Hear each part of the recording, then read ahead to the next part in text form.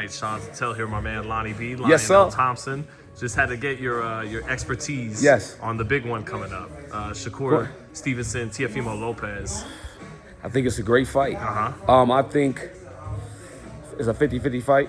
I think Shakur can't lay on the ropes and be lackadaisical, if you want to put it like that, in fights we've seen him in, like De Los Santos and his last fight. I think he could have got the stoppage, his last fight, if he just turned it up just a little bit more.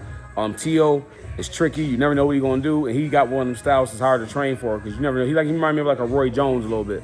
Like how he, like, you know what I'm saying? Look at his last fight, the guy, but he was coming back countering. How most fighters just step back. Teo don't. He tries. He got big nuts. He tries stuff. You know what I'm saying? And he got the biggest nuts because he'll try it when they count. Not in sparring, when they count. Yeah. You know what I'm saying? And Teo can crack. He can crack. So and how Shakur looked against De Los Santos, you know what I'm saying? He can't afford to do that with Teo because this is gonna be a boring fight. You know what I'm saying? I think both fighters got the ability to win. And I think depending on who show up the best, this is one of them fights where you flip a coin. Okay. You know what I'm saying? But it's a 50-50 fight, man. Both great fighters. And shout out to both fighters. I just want to shout out both fighters for being the best and taking on each other and not coming up with all these stipulations. Like, listen, you say you the best, I say I'm the best, let's go. Ain't Shakur moved up? He's moving up from 35, yeah. Shout out to Shakur, man. Shakur, he asked for this fight. Right. This is how you make boxing great again. He could have came, because Shakur in a position where he could have came up and fought somebody easy. But he want the toughest work he could find, and shout out to him for that, man. I'm a fan for that because he could have picked something easy, but he's looking for all the smoke, and that's the cloth I'm cut from. So shout out to Shakur, man. He got a tough challenge in front of him. Teo ain't no slouch, and Teo fights the level of his competition. So the people in the comments are gonna say, "Well, Teo lost against this guy. Teo lost against this guy." First of all, again, both he had a heart problem. I'm surprised he even alive.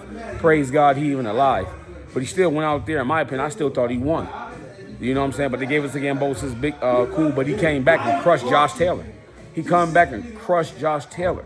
And the way he beat him like doing stuff that I've never, like hitting his feet, jumping off the ground. So he remind me of Roy Jones. Yeah. Like it's kind of hard to predict what he's gonna do. So it's an interesting fight, but I got it a 50-50 fight. Why do you think the odds makers have it like 3-1 for Shakur? When you look at it as a coin flip. Because they think they're looking at Shakur. First of all, when you lose fighters, the media writes you off once you lose. And then the stuff, I think they doing that because the stuff that Teo does outside the ring. Yeah. I think that's what it is. Most people judge boxing on emotion and not off of what they looking at. I like this fighter, so. And then they say crazy stuff like he beat such and such, boo boo boo. And you look at like the guy was an Uber driver, but they don't really understand there's levels to it. So they judge off emotion. You know what I'm saying? But that's what make boxing great. Mm-hmm. But this is definitely a 50-50 fight. This is not one of them fights where either guy blow over any other guy. Listen, it could happen, but just from what I've seen from both guys, I don't think this is one of those fights where the other one's gonna blow the other one out of the water. Not that kind of fight. Let me tell you something a Hall of Famer told me about this fight. Yeah. You to give me your thoughts on his take. Yeah. He said whoever is forced to come forward in this fight is gonna lose. Ooh, that's actually great. That's actually great because Teo had problems with guys with good feet. Yeah. And it stops him from doing all the tricky stuff he do. Yeah. All the tricky stuff he do. I mean, like Sandor Martin, because he comes with his lead hand still down. Right. Which it's like lean forward, keep trying to hit you. So, ooh, that's actually good, man. And most good boxers have problems with good boxers. Andre and Roy were talking about that. Andre Ward and Roy Jones were saying they always preferred a guy to come to them. Right. And I'm the same way. Like that's why I beat Kentucky so easy because he was just coming. I'm like, oh, okay, this is more my comfort zone. You know what I'm saying? Ooh, that's actually good. Whoever forced you to come forward, yep. I totally agree with that. I totally agree with that. But if it's a stand there kind of fight, I think a stand there kind of fight favors Teo. Teo can punch, and he's tricky. And he might hit you with something he don't see coming. Sometimes Shakur get too because Shakur's so good, his fights, people say, not to me, I think what he do is beautiful. But they say his fights is too boring and that's because he's so good. He make his opponents look like nothing when they're really good. You understand what I'm saying? So I think this fight right here, if Teo give us a little excitement against somebody like Teo and go at him and break him. Shakur, you mean? I'm sorry, Shakur. Yeah, Shakur. And go at him and break him down and beat him like that, I think we're looking at the next Floyd. Okay, well, let me ask you this then. If you're a guy with speed and you're a good boxer fighting another good boxer with good speed, how do you make him take that step forward, even if he doesn't want to? How do you make that happen? If I was doing it, if it was me, yeah, I would use a lot of feints and a lot of hand touches, like touching the hand, bop, bop, like touching to make him respond. Because a fighter, when you touch him, they want to come right back. So if I do that enough and get him into thinking he's behind with the touches, and then listen to his score, you ain't busy enough, and make it look like I'm outworking him, but I'm really not. Right. You're not really committing that much. Right, but I'm doing just enough where I got where he got to get it back, where I'm taking the lead, I'm in control, so I'm winning the round. So he got to do something drastic in order to win. So that's how I would get him to come forward. And then sometimes I would press it a little bit, put a bullshit combination together, make it look good, at the shoulders, and then step off and make it come get me, make it come get it back. Because it looked good. It looked good. And the crowd, whoa! Ray Leonard would do that sometimes. Oscar would do that. Ali is, and then forced him to get some get back that looked good, but didn't really, That's how McDonald got the rematch with Floyd. Yeah.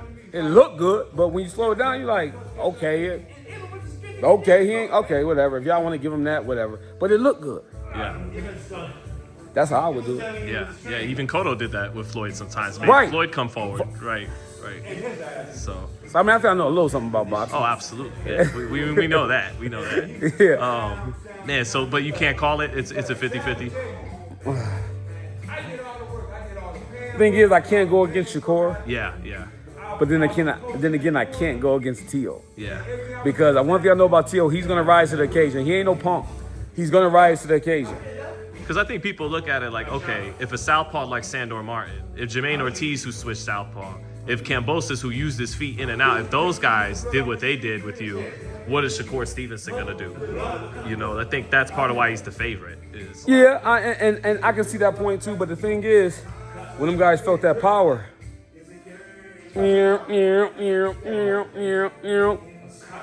if Shakur do that, you might have to compare him to a Sandor Martin or a Ortiz. If he do that, is he special? Because now we at the crossroads where you got to prove that you're special. Yeah. You got good fighters, but then you got those special ones. We know he's a good fighter, but is he special? See, listen, Floyd special. When he was getting outboxed by Zab, he made the adjustment, broke him down.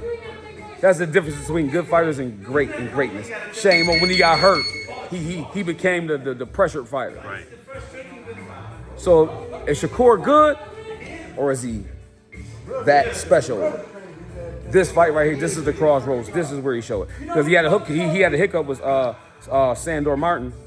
You mean Teo did or Shakur? Shakur. De Los Santos, you mean? Yeah, De Los Santos. I mean, he won the fight, unanimous, but it was, but it was 7-5, 8-4. Yeah, I can't even, me personally, I don't even think he won that fight. Like, I was there. I'm like, yo, come on, man. Nobody won?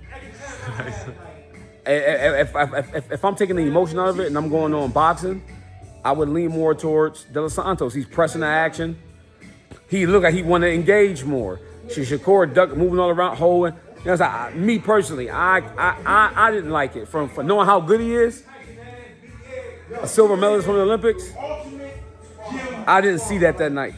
And I'm just being brutally honest. Mm-hmm. I didn't see that night. This fight is where he can make up and show, okay, he said his hand was hurting. So I'm assuming he has no injuries this camp. So now we get to see, are you special or are you just a good fighter? We're going to see if he take it out the politics hand and say, don't worry, I got it. I'm going to go out there and take it. I'm going to show him his level. I'm going to show Teo his level. I'm going to come to his weight class. And I'm not going to win. I'm going to dominate him. Mm-hmm. No matter what. He can run all he wants. He can come forward all he wants. I'm going to shut all that down. That's what Floyd would do.